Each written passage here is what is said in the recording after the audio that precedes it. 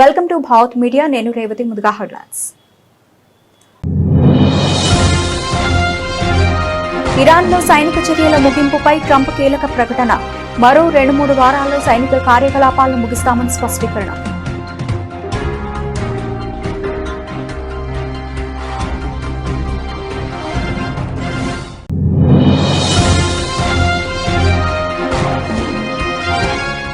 కాంగ్రెస్ వాళ్లు రాజకీయ రాబందులు. హస్తం పార్టీపై విమర్శలు గుప్పించిన ప్రధాని మోదీ.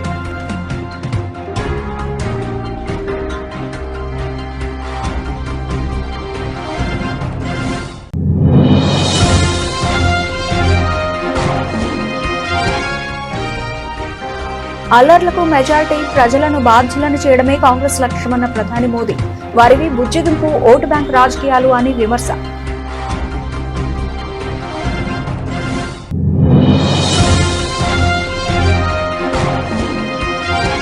ఎఫ్సీఆర్ఏ బిల్లు అంశంపై కాంగ్రెస్, కమ్యూనిస్టు పార్టీలు కేరళం ప్రజలను తప్పుదోవ పట్టిస్తున్నాయి. లోక్సభలో ధ్వజమెత్తిన కేంద్ర మంత్రి కిరణ్ రిజిజు.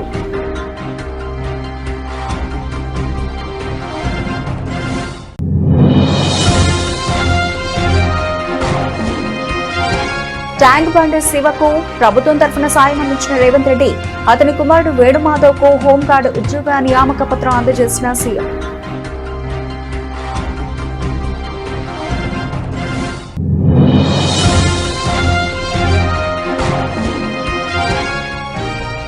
అధికారుల పనితీరును ఇకపై నేరుగా ప్రజలకు చెబుతా ఏపీ సీఎం చంద్రబాబు.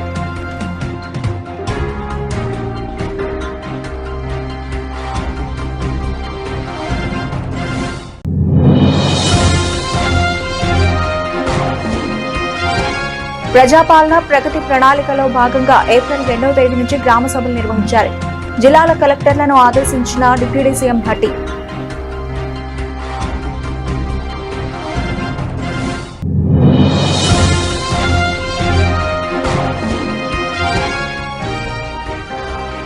రెండేళ్లు సీఎంగా ఉండి చంద్రబాబు అమరావతిలో చేసిందేంటి నిలదీసిన వైఎస్ఆర్సీపీ అధినేత వైఎస్ జగన్.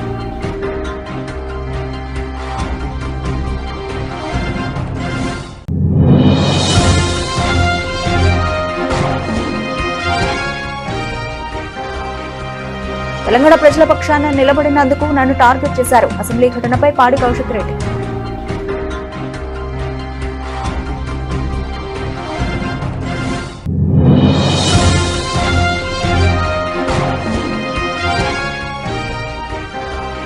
గిరిజనులకు భూమి, అటవీ హక్కులు కల్పించడం అత్యంత కీలకం. లోక్సభలో వైఎస్ఆర్సీపీ ఎంపీ తనూజ.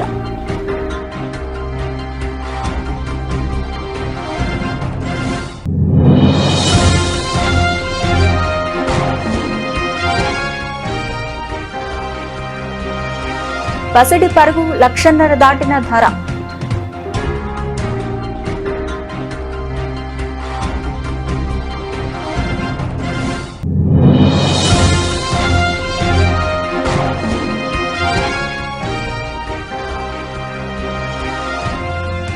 పతనం నుంచి కోలుకున్న మార్కెట్లు నేడు లాభాల పంట.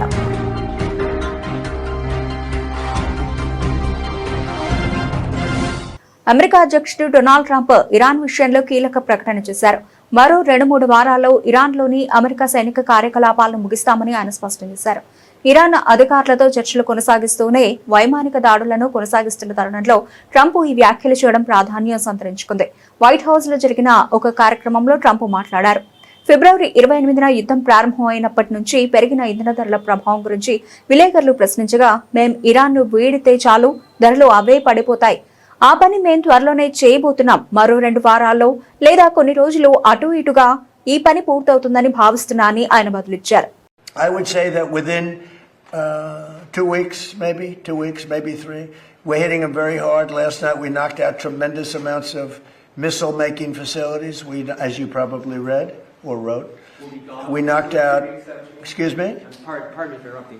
The U.S. will be gone or done with the war in 2 or 3 weeks? I think with 2 or 3 weeks. Not 3 weeks. If it is we'll 3 leave weeks, because there's no reason for us to do this. Look, problem with the Strait, a guy can take a mine, drop it in the water, and say, "Oh, it's unsafe."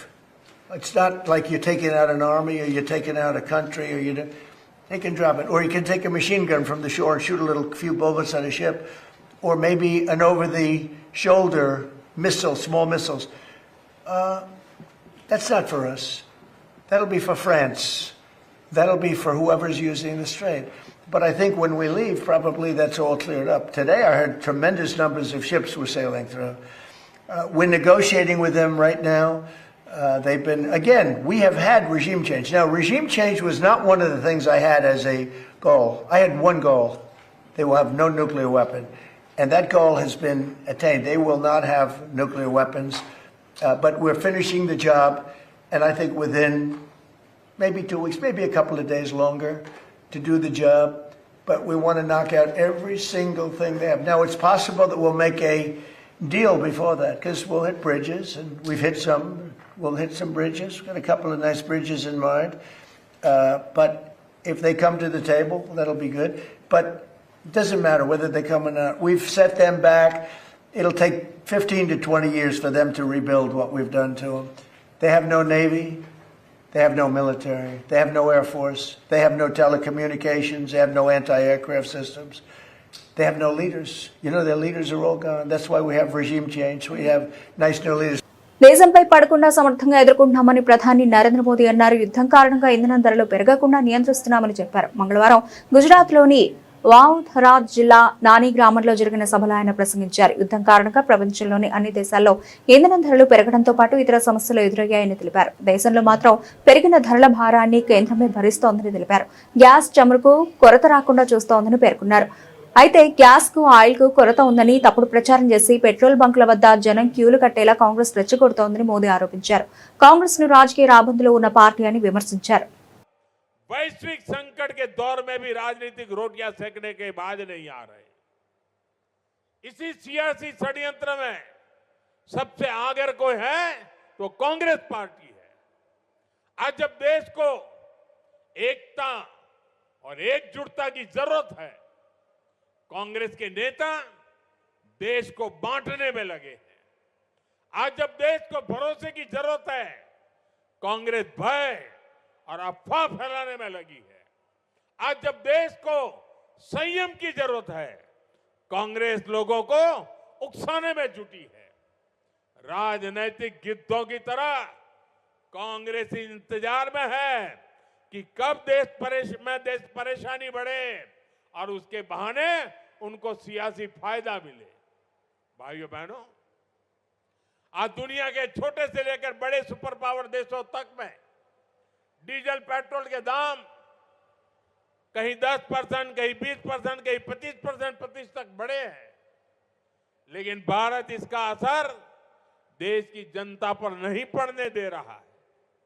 Congress को सहन नहीं हो रहा, इसलिए वो लगातार अफवाहें फैला रही है ताकि देश पे डर का माहौल बने और लोग पेट्रोल पंपों और गैस एजेंसियों पर लाइन लगाकर खड़े हो, अव्यवस्था फैल जाए। उसे लेकर ये लोग दुष्प्रचार करें, ये इनकी मंशा है। साथियों, सत्ता से दूरी कांग्रेस पार्टी को बौखला कर देती है। अभी दिल्ली में हुई ग्लोबल एआई समिट में भी आपने देखा है, दुनिया भर के मेहमान यहां थे। दिल्ली की एआई समिट की पूरे विश्व में प्रशंसा हो रही थी, लेकिन कैसे विरोध के लिए कांग्रेस के लोगों ने अपने कपड़े तक फाड़ दिए। ఒక కొత్త ప్రమాదకరమైన చట్టాన్ని తీసుకురావడం గురించి అస్సాం కాంగ్రెస్ నాయకులు మాట్లాడుతున్నారని ప్రధాని నరేంద్ర మోదీ అన్నారు. అస్సాంలోని గోగాముఖ్ ఎన్నికల ర్యాలీలో ప్రధాని మోదీ మాట్లాడుతూ 2014 ఎన్నికలకు ముందు కాంగ్రెస్ మతహింస నిరోధక బిల్లును తీసుకురావడానికి ప్రయత్నించిందని ప్రధాని చెప్పుకొచ్చారు. దాని లక్ష్యం బుజ్జగింపు ఓటు బ్యాంక్ రాజకీయాలను విమర్శించారు. అల్లర్లకు మెజారిటీ ప్రజలను బాధ్యులను చేయడమే దాని ఉద్దేశమన్నారు. అది ఒక మత ప్రేరేపిత బిల్లు, అందుకే బీజేపీ ఎన్డీఏ ఆ బిల్లును ఆమోదించనివ్వలేదని మోదీ స్పష్టం చేశారు. साथियों, आपने कांग्रेस के कुशासन से असम को मुक्त किया है, लेकिन आपको बहुत सतर्क रहना है। कांग्रेस अब एक अलग ही खेल खेलने में जुटी है। असम कांग्रेस के नेता एक खतरनाक कानून बनाने की बात कर रहे हैं। आखिर ये खतरनाक कानून क्या है? आज असम की जनता के सामने कांग्रेस की इस चाल का पर्दाफाश करना चाहता हूं। साथियों, 2014 के चुनाव से पहले कांग्रेस की केंद्र सरकार ने एक कम्युनल वायलेंस कानून बनाने का प्रयास किया था। इसका मकसद था अपने पक्के वोट बैंक का तुष्टीकरण। इस बिल में बहुसंख्यकों को दंगे के लिए जिम्मेदार माना गया था। बहुसंख्यक लोग गुनहगार माने गए थे और धार्मिक अल्पसंख्यकों को हमेशा के लिए पीड़ित माना गया था। ये बिल अपने आप में सांप्रदायिक था, इसलिए बीजेपी एनडीए ने संसद में ये कानून नहीं बनने दिया। जी भर के हम लड़ाई लड़े। ये कानून अगर बन जाता और कांग्रेस की सरकार अगर बनी रहती तो देश के बहुसंख्यक समाज का कितना शोषण होता, इसकी आप कल्पना कर सकते हैं। बाबा साहब आंबेडकर ने जो संविधान बनाया, उस संविधान के पीठ पे छुरा भोंकने का एक खेल चल रहा था। లోక్సభలో ఎఫ్సీఆర్ఏ బిల్లు అంశంపై కాంగ్రెస్ కమ్యూనిస్ట్ పార్టీలు కేరళ ప్రజలు తప్పుదోవ పట్టిస్తున్నాయని కేంద్ర మంత్రి కిరణ్ రిజిజు ఆరోపించారు. ఈ విషయమై ఆయన మాట్లాడుతూ కేవలం రాజకీయ లబ్ధి కోసమే ప్రజలు తప్పుదోవ పట్టిస్తున్నారని మండిపడ్డారు. వారికి ప్రజల ప్రయోజనాల కంటే స్వప్రయోజనాల ముఖ్యమని విమర్శించారు.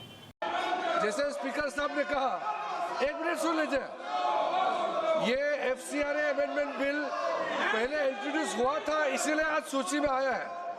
मैंने कांग्रेस के वरिष्ठ नेताओं को कल भी बताया, आज भी बताया कि आज एफसीआरए बिल जो लिस्टेड है वो कंसिडरेशन के लिए टेकअप नहीं किया जा रहा है।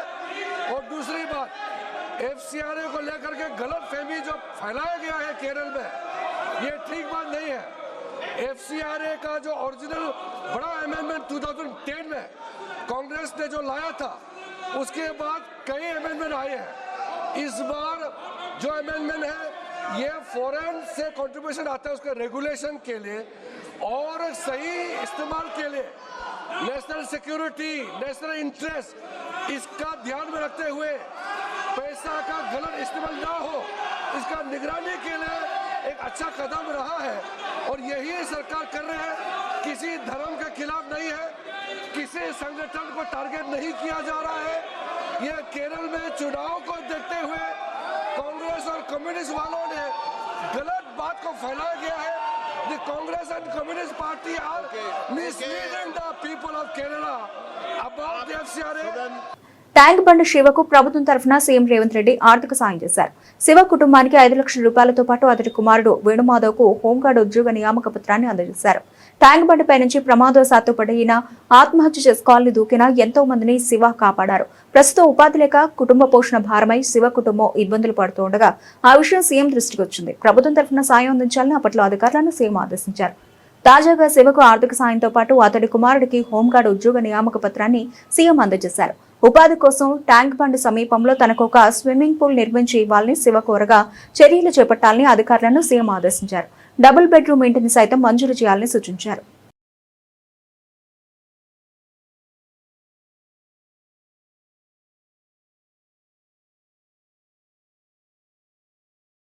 పరిపాలనలో ఎలాంటి లోపాలు, అధికారుల పనితీరులో ఎలాంటి లోటుపాట్లు ఉండకూడదని ఏపీ ముఖ్యమంత్రి చంద్రబాబు నాయుడు స్పష్టం చేశారు. ఇకపై ఉన్నత స్థాయి ఉద్యోగులు మొదలుకొని క్షేత్రస్థాయిలో పనిచేసే ఉద్యోగులందరి పనితీరును ఎప్పటికప్పుడు బేరీజు వేస్తామని చెప్పారు.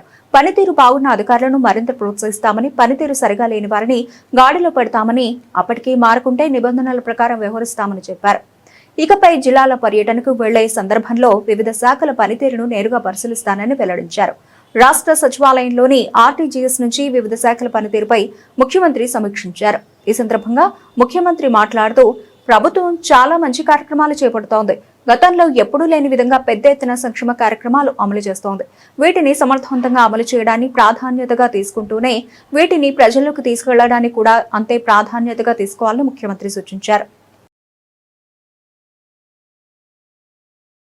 ప్రజాపాలన ప్రగతి ప్రణాళికలో భాగంగా ఏప్రిల్ 2వ తేదీ నుంచి గ్రామ సభలు నిర్వహించాలని జిల్లాల కలెక్టర్లను డిప్యూటీ సీఎం భట్టి విక్రమార్క అమలు ఆదేశించారు.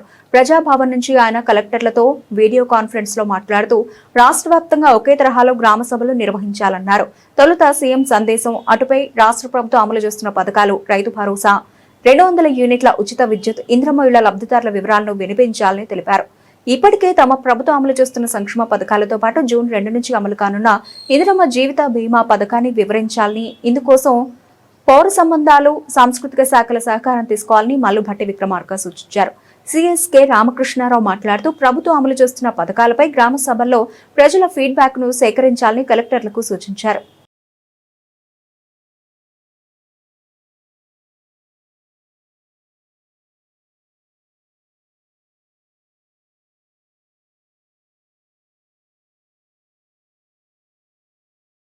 అమరావతిపై ప్రజలకు వాస్తవాలు తెలియజేయాలని వైఎస్ఆర్సీపీ అధినేత వైఎస్ జగన్ అన్నారు. రాజ్యాంగంలో ఎక్కడ రాజధాని అనే పదం ఉందా అని ప్రశ్నించారు. 7 ఏళ్లు సీఎంగా ఉండి చంద్రబాబు అమరావతిలో చేసిందేంటి? భూములిచ్చిన రైతుల హామీలు నెరవేర్చారా అని వైఎస్ జగన్ అడిగారు.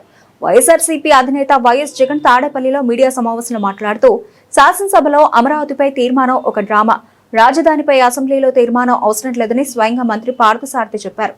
రాజ్యాంగంలో ఎక్కడా రాజధాని అనే పదం లేదు. చంద్రబాబు దృష్టిలో పాలన అంటే దోపిడీ, అవినీతి. చంద్రబాబు సీఎంగా ఉండడం ఏపీ ప్రజల దురదృష్టం అని విమర్శించారు. రాష్ట్రంలో ఏ ప్రాంతానికి వైఎస్ఆర్సీపీ వ్యతిరేకం కాదు. చట్టసభల్లో భాగమైన కౌన్సిల్ చర్చ లేదు.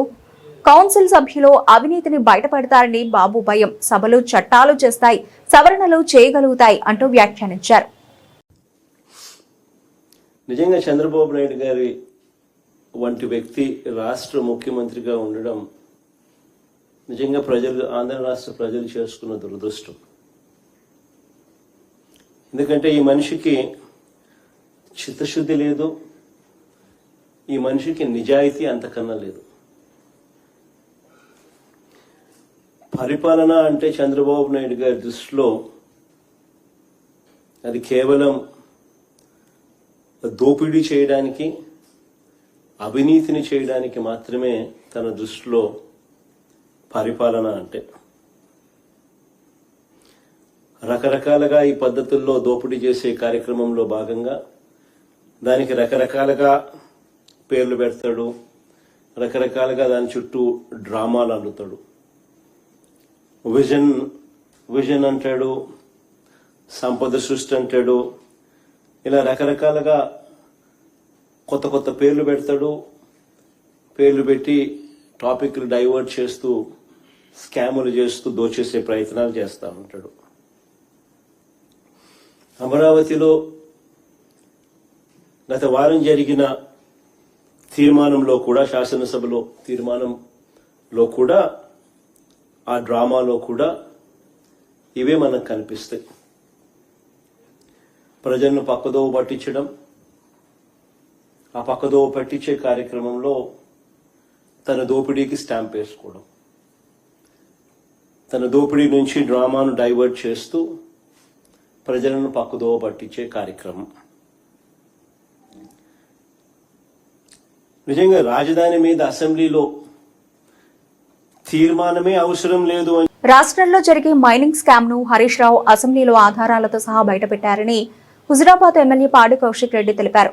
మైనింగ్ స్కామ్ మీద హౌస్ కమిటీ వేయాలని డిమాండ్ చేశామని పేర్కొన్నారు.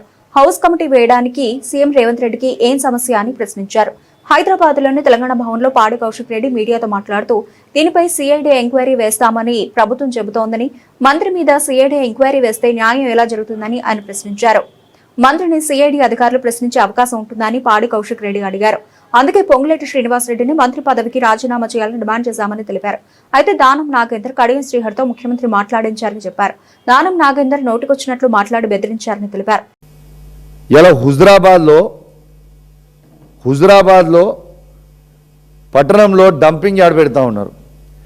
ఎట్టు పరిస్థితిలో ఆ డంపింగ్ యార్డు హుజురాబాద్లో పెట్టడానికి వీల్లేదు అని నేను డిమాండ్ చేస్తున్నాను కదా. అసెంబ్లీ సాక్షిగా నేను డిమాండ్ చేసిన. ఏప్రిల్ 4th నాడు నేను ఈ డంపింగ్ యార్డ్ మీద హుజురాబాద్లో పెద్ద ఎత్తున ప్రోగ్రాం పెట్టుకుందామని నేను ప్లాన్ చేసుకుంటే నాకు సిఐడి నోటీసులు పంపిస్తారు 4th రోజు. నువ్వు ఖచ్చితంగా ఈ సిఐడి ఆఫీస్కి నువ్వు వచ్చి అటెండ్ కావాలి ఎంక్వైరీ. ఎందుకు హుజురాబాద్లో మా డంపింగ్ యార్డ్ వద్దు అని నేను పోరాటం చేయొద్దా? నేను ఆడ పోరాటం చేస్తా అని అనుకోగానే నాకు సిఐడి నోటీసులు ఇస్తారా? 4th కాకపోతే 5th ఇవ్వాల్సింది, 6th. 4th రోజు నా ప్రోగ్రామ్ ఆడ డంపింగ్ యార్డ్ కింద ఉంది కాబట్టి సిఐడి నోటీస్ 4th ఇస్తావు. సరే 4th నువ్వు ఇచ్చినావు, నేను వస్తా, చట్టాన్ని గౌరవిస్తా కావచ్చు. నేను 5th రోజు, 6th రోజు, 7th రోజు పెట్టుకుంటా. ఎట్లా ఆపగలుగుతావు? దీనికోసం నువ్వు ఆపుతావా? అసలు డంపింగ్ యార్డ్ అనేది మా హుజురాబాద్లో ఎందుకు పెట్టాలి అంటే కరీంనగర్లో ఉన్న చెత్త అంతా, హనంకొండ, వరంగల్లో ఉన్న చెత్త అంతా అది తీసుకొచ్చి హుజురాబాద్లో పెడతారా? మడికొండలో ఉన్న ప్లాంట్ని తీసుకొచ్చి హుజురాబాద్లో ఎందుకు పెడుతున్నారు మీరు? ఎవరు చేయమన్నారు హుజురాబాద్లో? మేము ఎట్టు పరిస్థితిలో హుజురాబాద్లో డంపింగ్ యార్డు ఈ కాంగ్రెస్ ప్రభుత్వం పెడుతుందంటే మాత్రం ఊకునే ప్రసక్తే లేదు. గిరిజన ప్రాంతాల అభివృద్ధి కేవలం ప్రణాళికలకే పరిమితం కాకుండా బలమైన పునాదులపై ఆధారపడి ఉండాలని అరకు పార్లమెంటు సభ్యురాలు డాక్టర్ తనుజా వినయ్ అన్నారు. గిరిజన సమాజంలో ముఖ్య సమస్యలను గుర్తించి వాటి పరిష్కారంపై దృష్టి సారించాలని సూచించారు. గిరిజనులకు భూమి, అటవీ హక్కులు కల్పించడం అత్యంత కీలకమని పేర్కొన్నారు. అటవీ హక్కుల గుర్తింపు చట్టాన్ని పటిష్టంగా అమలు చేసి గిరిజనుల హక్కులను పరిరక్షించాలని కోరారు. ఉపాధి అవకాశాల పెంపు కోసం జీవో నంబర్ 3ను పునరుద్ధరించాలని సూచించారు. స్థానికీకరణ ద్వారా గిరిజన యువతకు 100% ఉపాధి అవకాశాలు కల్పించాలన్నారు. Thank you, madam. I address this house on the issue of left-wing extremism, a challenge that has tested not only our internal security but also our commitment to inclusive development and social justice. Let us very outset, I would like to submit that our objective must be clear and comprehensive. We must not only eliminate extremism but also eliminate the conditions that give rise to it. Madam, left-wing extremism cannot be seen in isolation, but it's not merely a law and order problem. It is deeply connected with the deprivation, underdevelopment, and lack of access to the basic governance, particularly in tribal and remote areas. Madam, there is no denying that the country has made significant progress. Violent incidents has reduced nearly 90% compared to the past. The geographical spread has been shrunk from 120 districts to around dozen today. Many previously inaccessible areas are now connected with the roads, telecoms, and banking services. This progress reflects a clear and consistent national approach that is combining security measures with the development initiatives. But madam, if we are to achieve lasting solution, we must go deeper. In several affected areas, the communities have faced historical negligence. They have been concerns related to land rights, livelihood opportunities, and displacement. Access to education, healthcare, and justice delivery systems are still limited. These gaps create a sense of alienation, which gives the scope for exploitation in innocent tribes. Let us be clear, ma'am. Violence is never be justified, but is ignoring the underlying issues will only prolong the problem. Madam, our approach must rest on strong pillars of development. Let us focus on the rules. Bullion మార్కెట్లో బంగారం, వెండి ధరలు పరుగులు పెడుతున్నాయి. వరుసగా 3వ రోజు కూడా వాటి జోరు కొనసాగింది. బుధవారం ఢిల్లీలో 24 క్యారెట్ల 10 గ్రాముల బంగారం ధర ఏకంగా 1,51,500 రూపాయలకు చేరి సరికొత్త రికార్డు సృష్టించింది. మరోవైపు కిలో వెండి ధర కూడా 5,000 రూపాయలు పెరిగి 2,37,000 రూపాయలకు ఎగబాకింది. కొత్త ఆర్థిక సంవత్సరం ప్రారంభం కావడంతో కొనుగోలు ఆసక్తి పెరగడం ధరల పెరుగుదలకు దోహదపడింది. ఇరాన్తో యుద్ధం 2-3 వారాల్లోనే ముగుస్తుందని అమెరికా అధ్యక్షుడు డొనాల్డ్ ట్రంప్ చేసిన వ్యాఖ్యల నేపథ్యంలో అంతర్జాతీయంగా పరిస్థితి ధరలు బలపడ్డాయి. ఆసియా ట్రేడింగ్ లో కామెక్స్ గోల్డ్ ఫ్యూచర్స్ ఔన్స్ కు 1.25% పెరిగి $4,737 వద్ద ట్రేడ్ అయింది. పశ్చిమాసియాలో ఉద్రిక్తతలు తగ్గుతాయనే అంచనాలు కూడా ధరలకు మద్దతునిచ్చాయి.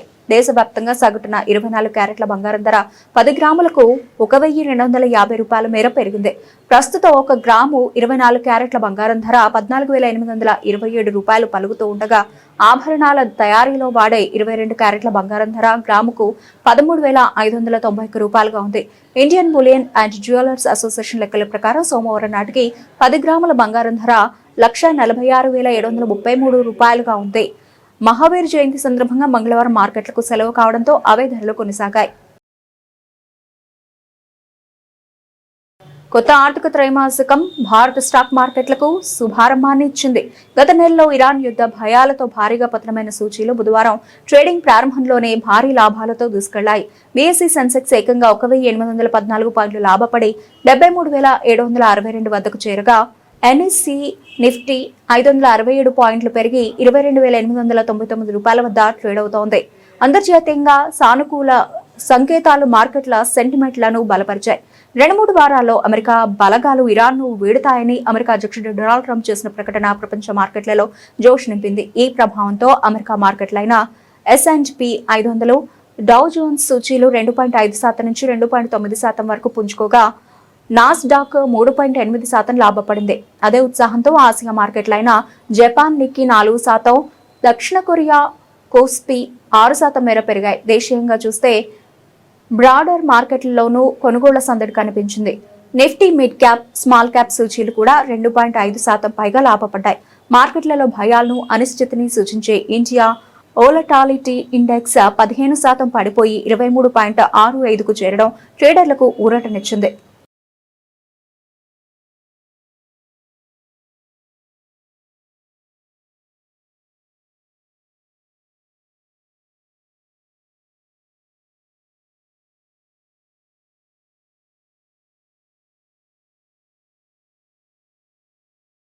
బులెటిన్ ముగించే ముందు హెడ్లైన్స్ మరోసారి. ఇరాన్లో సైనిక చర్యల ముగింపుపై ట్రంప్ కీలక ప్రకటన. మరో 2-3 వారాల్లో సైనిక కార్యకలాపాలను ముగిస్తామని స్పష్టీకరణ.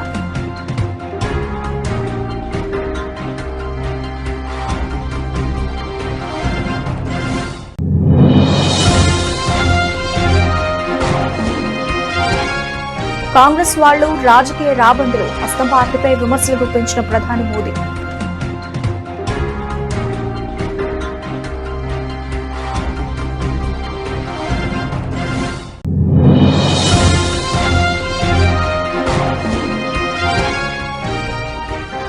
అల్లర్లకు మెజారిటీ ప్రజలను బాధ్యులను చేయడమే కాంగ్రెస్ లక్ష్యమన్న ప్రధాని మోదీ. వారివి బుజ్జగింపు, ఓటు బ్యాంక్ రాజకీయాలు అని విమర్శ.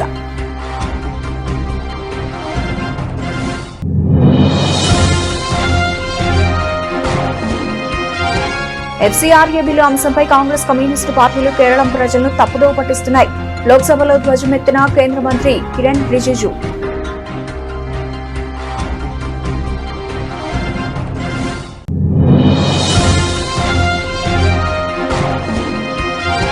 ట్యాంక్ బండ్ శివకు ప్రభుత్వం తరఫున సాయం అందించిన రేవంత్ రెడ్డి, అతని కుమారుడు వేణుమాధవ్ కు హోంగార్డ్ ఉద్యోగ నియామక పత్రం అందజేసిన సీఎం.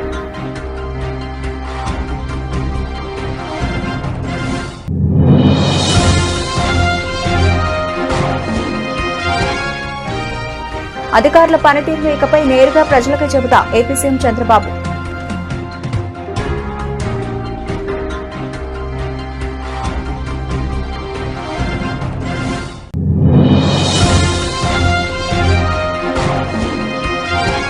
ప్రజాపాలన ప్రగతి ప్రణాళికలో భాగంగా ఏప్రిల్ 2వ తేదీ నుంచి గ్రామ సభలు నిర్వహించారు.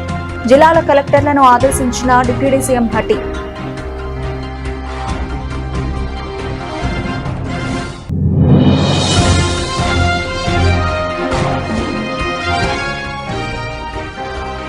రెండేళ్లు సీఎంగా ఉండి చంద్రబాబు అమరావతిలో చేసిందేంటి నిలదీసిన వైఎస్ఆర్సీపీ అధినేత వైఎస్ జగన్.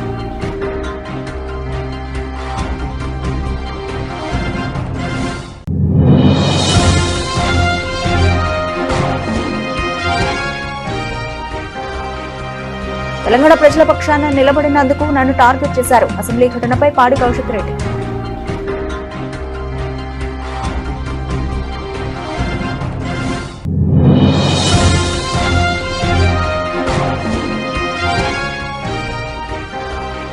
గిరిజనులకు భూమి, అటవీ హక్కులు కల్పించడం అత్యంత కీలకం. లోక్సభలో వైఎస్ఆర్సీపీ ఎంపీ తనూజ.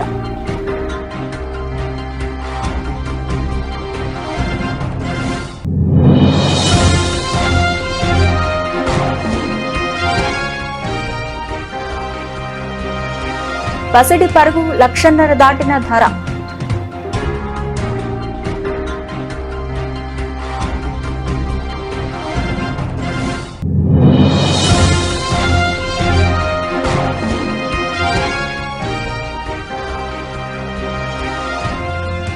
పతనం నుంచి కోలుకున్న మార్కెట్లు నేడు లాభాల పంట.